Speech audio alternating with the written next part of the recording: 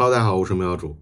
这位父亲有一对漂亮的双胞胎女儿，可一场凶案突然夺走了其中的姐姐，他变卖家产，只身前往印度追凶。可他万万没想到，那个杀人凶手已经改名换姓，成为了大师，被无数信徒膜拜。一位普通的老父亲要怎样在这个国度向凶手绳之以法，为女儿讨回公道呢？这个故事就发生在俄罗斯的乌法市。维拉与溜巴是一对双胞胎，他们从小就展现出运动天赋。于是父亲将他们送进了乌法体育学院，他们都成为了田径运动员。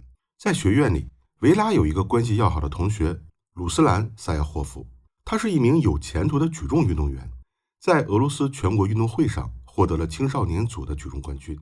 在未来，他很可能代表俄罗斯去参加奥运会。2010年10月26日，这天是星期五，双胞胎姐妹来到了体育馆俱乐部参加一场派对。鲁斯兰和他的队友即将飞往印度参加集训，临行前他们在这里庆祝。朋友们喝酒跳舞，聚会一直持续到天亮，没有发生任何不愉快的事。聚会结束，鲁斯兰邀请维拉去自己的公寓帮忙收拾行李，维拉同意了。鲁斯兰就住在附近的安东诺瓦街4号，这套公寓里还住着另一个人，鲁斯兰的兄弟。当天晚上，维拉并没有按照计划回家，他的妹妹溜巴拨打了姐姐的电话，发现手机已经关机了。溜巴猜测姐姐一定与同学鲁斯兰在一起，于是又拨打了鲁斯兰的手机。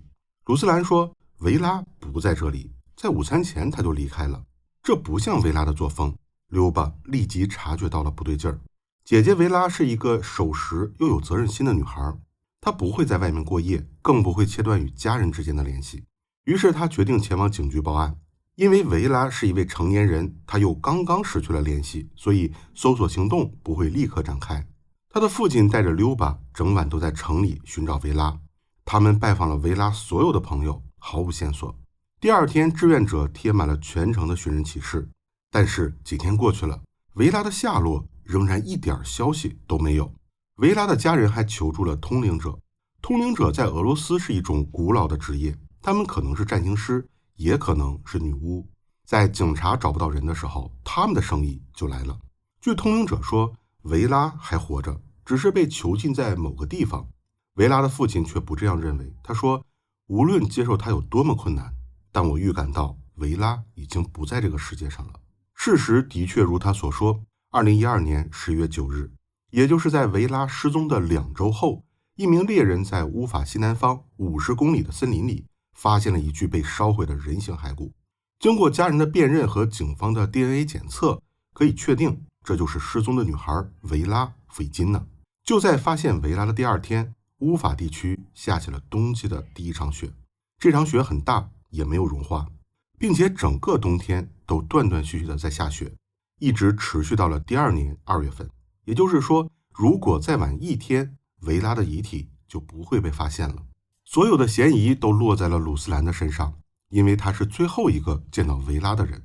可是鲁斯兰在维拉失踪的第2天就乘飞机去了印度，这次行程是维拉失踪前就定好的，而且他目前依然在印度参加集训。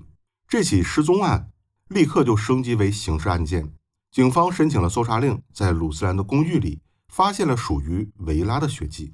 鲁斯兰成为本案的第一嫌疑人。随后警方审讯了鲁斯兰的兄弟，他也住在同一间公寓里。据他说，案发当天他并不在家，但是他向警方讲述了一个可怕的故事。10月27日，他接到了鲁斯兰的电话，鲁斯兰用诡异的声音告诉他，维拉的尸体就躺在他们的公寓里。起因是这样的，从俱乐部回到公寓后，鲁斯兰就上床睡觉了。维拉当时在厨房里，正当鲁斯兰熟睡的时候，他被一阵噪音惊醒了。他跑到厨房查看，维拉正倒在地板上，癫痫发作，全身都在抽搐。于是鲁斯兰马上用勺子伸入维拉的嘴里，试图掰开下巴，避免舌头被吸进去，但他没有成功。维拉的气管开始收缩，出现了窒息的症状。这种情况下，鲁斯兰认为在气管上切开一个切口，再插入一根管子，可以帮助维拉呼吸。于是鲁斯兰拿起了菜刀，切开了维拉的气管，但很可惜，为时已晚，没有救活维拉。这个听起来像是意外死亡。兄弟在电话里劝鲁斯兰立刻呼叫救护车和报警，都被鲁斯兰拒绝了。这是因为维拉癫痫发作是由于他使用了兴奋剂，但作为一名运动员是绝对不能碰违禁药品的，而且违禁药品就出现在鲁斯兰的公寓里，他也会受到牵连。如果报警，为了配合调查，鲁斯兰去印度集训的资格一定会被取消，他的运动生涯也可能就此结束，永远也不能参加奥运会了。可他是全俄罗斯的冠军，他不甘心就此毁了一生，所以他决定处理到维拉的尸体，伪装成一起失踪案。鲁斯兰请求自己的兄弟帮忙，当兄弟赶回公寓时，维拉的遗体已经被装在一个大运动包里了。两人将包放在后备箱里，一起开车去了城外。在奇什明斯基地区的森林里，他们停下了车。鲁斯兰自己拎着运动背包走进了森林，他的兄弟先在车里等了一会儿才去找鲁斯兰。当他赶到时，维拉已经被点燃了，直到维拉的面部燃烧到不能识别以后，鲁斯兰才离开。以上是鲁斯兰兄弟的证词，那么这是维拉去世的真相吗？法医在维拉的脖子位置发现了一处刀伤，但是因为遗体已经烧焦了，所以不能确认他生前是否遭到了侵犯，还需要经过更复杂的调查才能确认死亡的原因。维拉的队医向警方提供了他生前的体检报告，维拉的整个运动生涯从未使用过任何违禁药品，这足以证明维拉是干净的。事实推翻了这些谎言。法医确认，维拉的体内既没有违禁药品残留，死因也不是窒息，因为真正的死因是脖子上的伤口导致的，切断的不是他的气管，而是他的动脉血管。所以维拉不是死于意外，而是死于蓄意谋杀。所有的目光都投向了鲁斯兰。那么鲁斯兰什么时候才返回俄罗斯呢？经过与国家队的沟通，得知他返回俄罗斯的机票定在了发现尸体的10天以后。到了这天，警察与维拉的父亲在机场等待鲁斯兰的现身。可是当鲁斯兰的队友们一个一个走出机场时，唯独没有看见鲁斯兰。队友们说，鲁斯兰根本没有登机，而是选择留在了印度。随后，鲁斯兰·萨亚霍夫被俄罗斯通缉，但是因为他躲在印度，所以跨国抓捕他希望渺茫。等印度警方抓他，更是没有希望。亚历山大·弗伊金，维拉·弗伊金娜的父亲，家人中只有他见到了女儿的遗体。葬礼那天，亚历山大没能为女儿穿上衣服，只能将一件婚纱盖在了女儿的身上。那一刻，他瞬间老了很多。亚历山大再也无法忍受，鲁斯兰不但杀死了他的女儿，还用违禁药物抹黑他。鲁斯兰·萨拉霍夫不能被这位父亲原谅，他要复仇。亚历山大做了一个惊人的决定，要前往地球的另一端，在13亿人中找到那个凶手，亲手抓到他，将他绳之以法。2013年1月3日，俄罗斯的旧历新年还没有到，这位父亲就出发了。这是他第一次前往印度，与他随行的还有一名翻译。这次印度之行远远比他想象的还难。他发现印度的警察系统还停留在上世纪70年代，到处都是纸质的文件，每走一个流程都要等待再等待。他们想要查询鲁斯兰在印度的登记地点，需要翻阅大量的文件，最后竟然还是没有找到与他有关的任何信息。这个经历让亚历山大明白，要找到鲁斯兰的下落，印度警察是不能指望了。于是他又找到了在印度生活的俄罗斯人，在这个圈子里，他希望能够得到线索。他明白，对于这里来说，他只是一个新面孔，并没有得到多数人的信任，而自己的旅程又即将结束。于是亚历山大留下了一个承诺，他正在寻找一个右侧太阳穴有伤疤的人，每条线索他都会提供高额赏金。当年3月，亚历山大结束了第一次印度之旅，在他回国后，联系了鲁斯兰的母亲，询问他儿子的下落。这位母亲说，儿子的行踪他也不知道。鲁斯兰去了印度以后，就再也没有联系过他，甚至鲁斯兰被通缉的这件事，他也是在电视新闻里看到的。不过很快，赏金就有了效果。有俄罗斯同胞看到了一个长相类似的人出现在印度西部果阿邦，提供线索的人愿意带警方去抓捕。这条线索立刻被提交到国际刑警组织，但是鲁斯兰的通缉信息竟然还没有被录进数据库，所以国际刑警组织的回复延迟了。就在等待的过程中，鲁斯兰意识到自己被跟踪，于是设法逃脱了。随后，亚历山大准备亲自前往印度果阿寻找鲁斯兰。果阿邦是印度人口较少的地区，但依然有150万人。果阿邦的海滩是印度旅游路线上的热门景点，每年有数十万的外国游客来到这里度假，所以一个俄罗斯人躲在这里并不显眼。亚历山大用了2年的时间，多次从俄罗斯飞来印度，按照别人提供的线索去了每一个有可能藏着鲁斯兰的地方，可惜还是没有找到。而且亚历山大本就不多的积蓄已经花光了。这2年，亚历山大结识了很多在印度的俄罗斯同胞，他的故事也在这个圈子里传开。越来越多的同胞被感动，他们纷纷向亚历山大伸出了援手。同时，他在印度也等来了自己的援军，他的另一个女儿留巴，维拉的双胞胎妹妹。2人长着一模一样的面孔和身材，她也是一名运动员。维拉去世后，妹妹常常想起姐姐的一个愿望。维拉说，等退役后，她要开一家旅行社，这样就有机会去全世界各地旅行了。留巴准备替姐姐完成这个愿望，她辞掉了工作，来到印度开了一家旅社，这样既能帮助父亲寻找姐姐，又能减少他们在印度的花销。俄罗斯人是相信天意的。2016年2月的一天，奇迹发生了。在这个13亿人口的国家里，留巴走在街上遇到了鲁斯兰。亚历山大相信这就是天意，再没有其他的解释了。那天留巴突然听见身后传来了一个熟悉的声音，然后他惊讶地转身看到了鲁斯兰。他的容貌发生了巨大的变化，体重减轻了，蓄起了胡子，扎起了辫子。但是留巴没有认错，那就是鲁斯兰。同时鲁斯兰也见到了留巴，他愣住了，他看到了一张3年前本该死去的脸。可惜留巴没能抓住鲁斯兰，他迅速地混入了人海里。不过留巴还是抓住了与他同行的人。通过这个人，亚历山大了解到了鲁斯兰在印度的经历。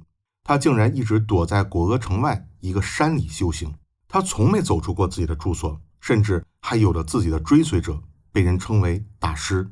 今天是他出关的第一天，从藏身之处来到了果阿，没想到竟然在这里遇见了留巴。这一次留巴犯了一个错误，他应该偷偷地跟踪鲁斯兰，等待支援。可惜他被鲁斯兰发现了。亚历山大顺着这条线索来到了鲁斯兰3年来的藏身地，不过迟了一步，他已经离开了。亚历山大非常失望，他以为可能就此永远错过了。但是情况发生了转变，帮助亚历山大的人越来越多，他结识了很多朋友，并且有很多陌生人在听说了亚历山大的故事以后，也愿意帮助这位父亲。某一天，陌生人给亚历山大发来的消息，他说在喜马拉雅山南麓见到了鲁斯兰。随后，陌生人又接连发来了另外几条消息。他说鲁斯兰出现在当地的寺庙里，现在他被人尊称为大师，平时住在喜马拉雅山的山区里，还有很多虔诚的人从远处向他寻求智慧。沿着这条线索，亚历山大带着女儿离开了果阿，到了印度的北方喜马拉雅山南麓寻找鲁斯兰。这一次，为了避免鲁斯兰再次逃跑，他和女儿没有直接去鲁斯兰的藏身地，而是让助手伪装成游客去山里旅行，确认鲁斯兰的居住地和收集他的情报。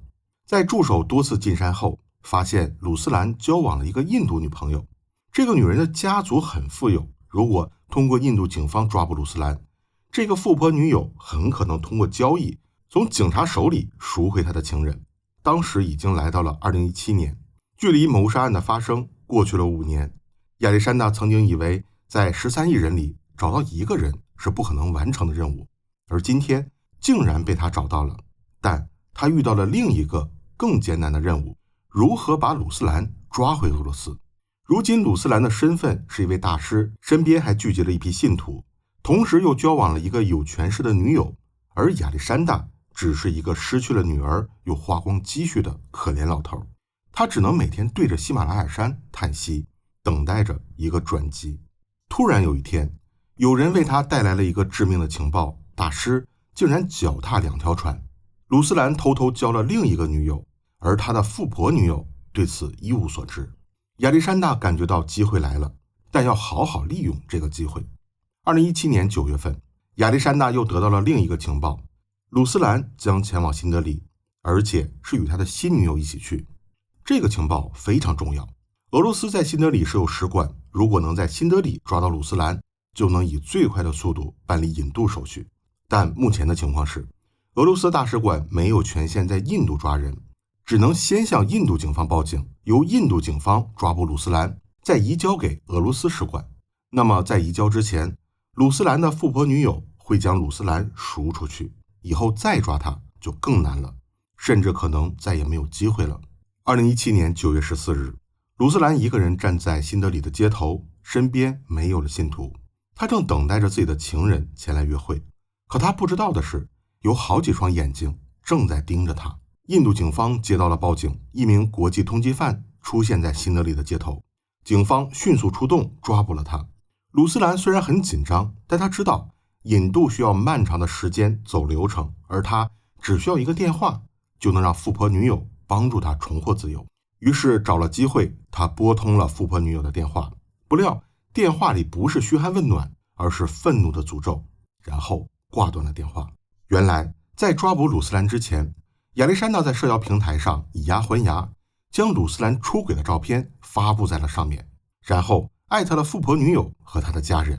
这个精妙的布局让凶手失去了最后的保护伞。很快，鲁斯兰的身份被确认，由印度警方移交给了俄罗斯大使馆。同年11月，鲁斯兰被引渡回俄罗斯，也是5年前的11月份，维拉的尸体被发现。天意如此，即使鲁斯兰成为了大师，也没能逃脱。亚历山大也返回了俄罗斯，结束了5年的追凶之旅。虽然抓到了凶手，但是艰难的诉讼之路才刚刚开始。当鲁斯兰被女友挂断电话以后，他就表现出精神恍惚的样子。在回到俄罗斯之后，精神科医生对他进行了检查，发现他根本不存在精神问题。被揭穿后的鲁斯兰既不承认自己有罪，还拒绝为此案作证。在法庭上，调查人员出示了很多证据，足以证明鲁斯兰的罪行。鲁斯兰眼看不能摆脱罪行，于是改口说是自己的兄弟与他一起杀死了维拉，但是他的兄弟有不在场证明，所以调查人员认为这些说法都是鲁斯兰编造出来的，目的就是为了减轻罪行。1年以后，2018年8月31日，法庭作出最终判决，鲁斯兰萨亚霍夫谋杀罪名成立，判处12年刑期。在判决后，鲁斯兰的母亲发表了一番演讲，只有3句话。他说，那些都是随便的女孩，是他们勾引了那些好男孩，现在倒好，那些好男孩要白白的坐牢，而我的儿子是一个真正的男人。对于这番言论，亚历山大·傅伊金没有回应，他以自信的步态离开了法庭。5年的追凶已经说明了一切，他才是那个真正的男人。虽然心爱的维拉不能再回来了，但他会知道，他的父亲经受住了所有的考验，用他的毅力、智慧和对女儿的爱。本案虽然已经结束了，但那天究竟发生了什么，让鲁斯兰一定要杀死维拉呢？凶手真的只有他一个吗？这一切依然还是个谜。这里是俄罗斯要查，我用照片讲述真实的故事，改代观看，下期再见。